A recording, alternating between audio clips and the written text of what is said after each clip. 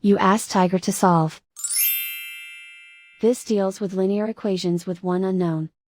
The final result is h equals -2. Let's solve it step by step. Simplify the expression. Group like terms. Simplify the arithmetic. Group all h terms on the left side of the equation. Add 9h to both sides.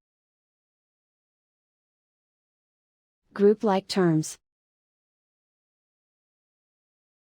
Simplify the arithmetic. Group like terms. Simplify the arithmetic. Group all constants on the right side of the equation. Add 1 to both sides. Simplify the arithmetic.